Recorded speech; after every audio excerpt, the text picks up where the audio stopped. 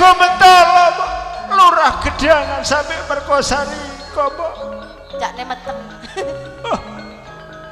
timbangane Riko diperkosa lurah Gedangan mbok Riko tak perkosa dhewe mbok mole mbokne wis tuwek cek kurang ajar kon iya ajar lek pancen teman-teman lurah Gedangan ngajar mbok sing kaya ngono ojo musuh karo mbok iki lho musuhe Sarip tabak ya so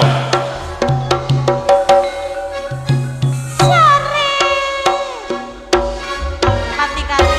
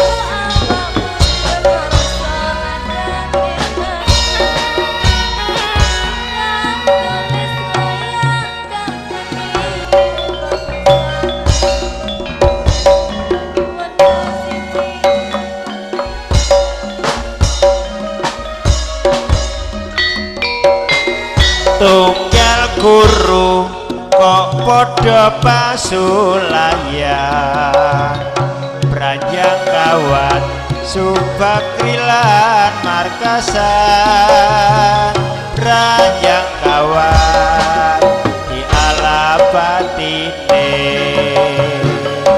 merga Subakri pengen nabi bojone Pranjang kawat duwe keris kala monyet diwariske anak sing paling gandeng jurang penatas wis akhir dewasa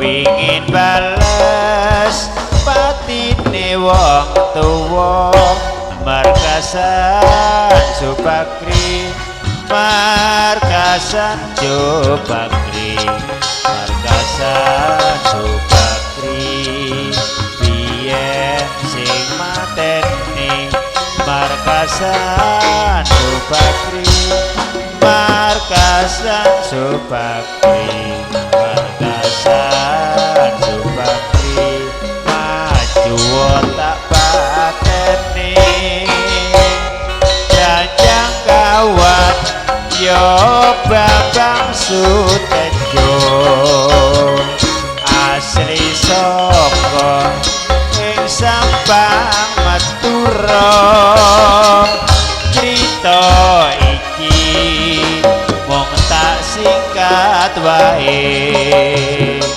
yen kurang jelas nanggapo tayub dhewe tunggal guru kok padha pasulayan Pranjang kawat Subakri lan markasan Pranjang kawat di alapatine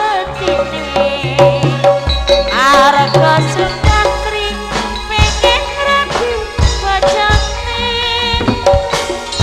Pranjang kawat duwe keris kala monyet diwariske anak sing paling gandeng jurang penatas wis akhir dewasa pengen balas batine wong tuwa markasan Subakri markasan Subakri markasan Subakri maju tak pateni markasan Subakri markasan Subakri markasan Subakri maju tak pateni Pranjang kawat kok Bambang Sutejo asli saka ing Sampang Madura crita iki wis tak singkat wae yen kurang jelas anggap tayub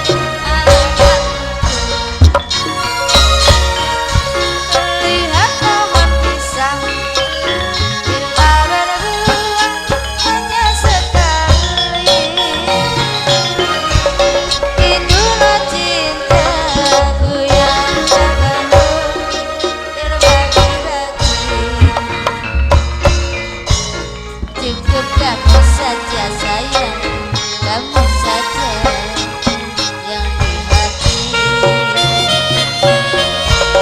Aku tetap setia, tetap setia sampai mati.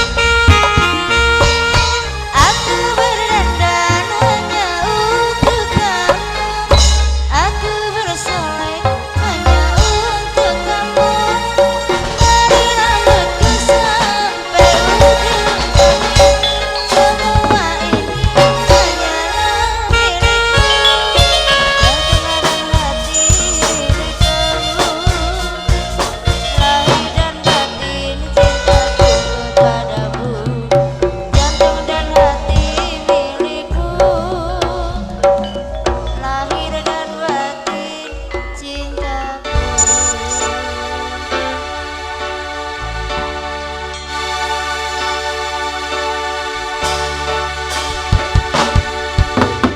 Wis tak kepongan ketloro, wis tak kepon jomblo tresno. Loro sing kejalari ora rasake, nate nangku ngendi kowe karo liyane. Coba kowe ana ning posisiku, apa kowe iso kuat hatimu? Rasake kok larani ning sabelinane, kowe rasa kok malah suroyo.